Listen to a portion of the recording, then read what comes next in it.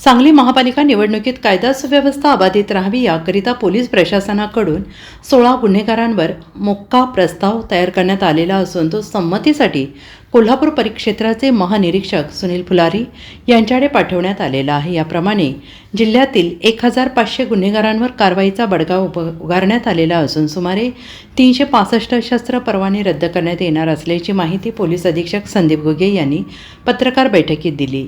महापालिका निवडणुकीच्या पार्श्वभूमीवर पोलीस प्रशासनाच्या तयारीची माहिती देण्यासाठी पत्रकार बैठकीचे आयोजन करण्यात आले होते। यावेळी बोलताना अधीक्षक संदीप घुगे यांनी म्हटलं आहे की आगामी निवडणुका सुरळीत पार पाडाव्यात याकरिता प्रशासनाने आदर्श आचारसंहिता जाहीर केली, त्याची कार्यवाही करण्याचे काम पोलिसांकडून करण्यात येईल। मागील 10 वर्षात ज्यांच्यावर 2पेक्षा अधिक गुन्हे दाखल आहेत किंवा निवडणूक काळात ज्यांनी गुन्हे केले आहेत अशा गुन्हेगारांवर प्रतिबंधात्मक कारवाई करण्यात येणार आहे। संघटित गुन्हेगारी संदर्भात जिल्ह्यातील 16 आरोपींवर मोक्काचा प्रस्ताव तयार केलेला आहे। तो कोल्हापूर परिक्षेत्राचे विशेष पोलीस महानिरीक्षकांकडे पाठवण्यात आलेला आहे। जिल्ह्यातील काही भागात कोम्बिंग ऑपरेशन मोहीम राबवण्यात येणार आहे। तसेच निवडणुकीच्या अगोदर काही दिवस नाकाबंदी मोहीम राबवण्यात येईल। निवडणूक कालावधीत परत जिल्ह्यातून 700 होमगार्ड सांगलीत येणार आहेत। तसेच जिल्ह्यातील 14 पोलीस निरीक्षक, 70 सहाय्यक पोलीस निरीक्षक आणि पोलीस उपनिरीक्षक तसेच 1110 पोलीस अंमलदारांचा बंदोबस्त तैनात असणार आहे। पोलीस गुन्हेगारांचा बंदोबस्त करण्याचे काम करत आहेत। आर्म ॲक्टच्या गुन्ह्यात मागील काही महिन्यात वाढ झालेली असून नजीकच्या काही दिवसात सुमारे 365 शस्त्र परवाने रद्द करण्यात येणार आहेत।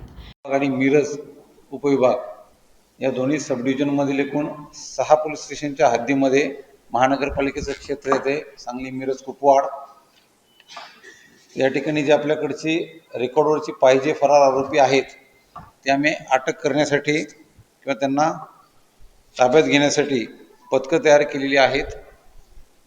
तर जास्तीत जास्त जुन्या गुन्ह्यातील पाहिजे आणि फरार आरोपी आपण ताब्यात घेणार आहोत।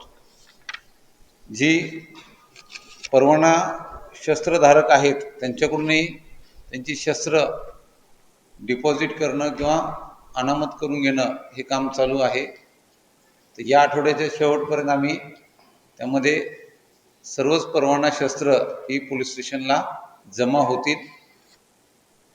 त्याचबरोबर जी इल्लीगल बेकायदेशीर शस्त्र आहेत त्यामध्ये मग धारदार शस्त्र असतील किंवा फायरआर्म असतील, त्यामध्ये एक मिरज शहर पोलीस स्टेशनला 3/25ची कारवाई या आदर्श आचारसंहिते झालेली आहे, ज्यामध्ये एक अग्निशस्त्र फायरआर्म पोलिसांनी जप्त केलेला आहे।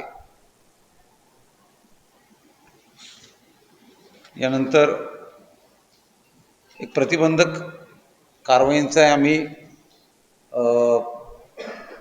नियोजन केलेलं आहे। तर प्रत्येक पोलीस स्टेशनला एक टार्गेट त्या ठिकाणी दिलेलं आहे, जी प्रस्तावित संख्या आहे, ज्यामध्ये वेगवेगळ्या कलमांखाली ही प्रतिबंधक कारवाई होणार आहे। तर त्यानुसार आपण ते टार्गेट अचीव करू।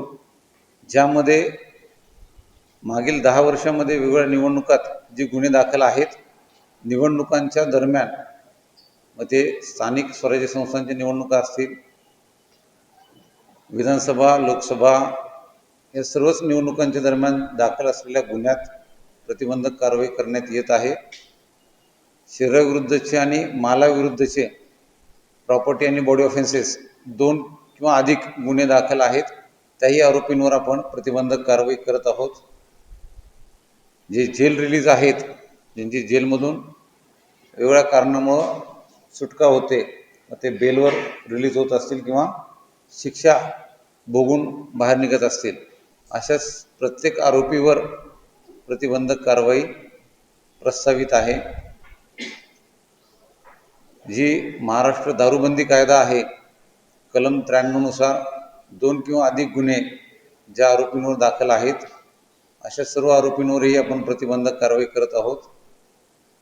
महाराष्ट्र पोलीस कायदा कलम 55, 56 आणि 57, 55 मध्ये ज्या संघटित गुन्हेगारी आहेत, टोळ्या आहेत, अशांवर आम्ही ते प्रकरणं माझ्याकडे सुनावणीला येतात की त्याच्यावर SP म्हणून माझा तो अधिकार आहे की अशा काही टोळ्यांना आपण जिल्ह्यातून किंवा ठराविक भागातून ठराविक कालावधीकरता हद्दपार करतो।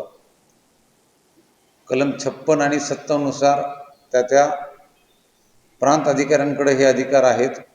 की त्यांनी गुन्हेगारांचं रेकॉर्ड बघून त्यांच्याकडे जी सुनावणी होते त्या दरम्यान निर्णय घेऊन अशा आरोपींना हद्दपार करायचे. याची लिस्ट आपण बनवलेली आहे. सांगली आणि मिरज शहरापुरतं बघायचं तर आम्ही मागे जे 2 गंभीर खुनाचे गुन्हे घडलेले आहेत, मिरजेचा एक खुनाचा गुन्हा आहे, यामध्ये आम्ही 16 आरोपी आहेत.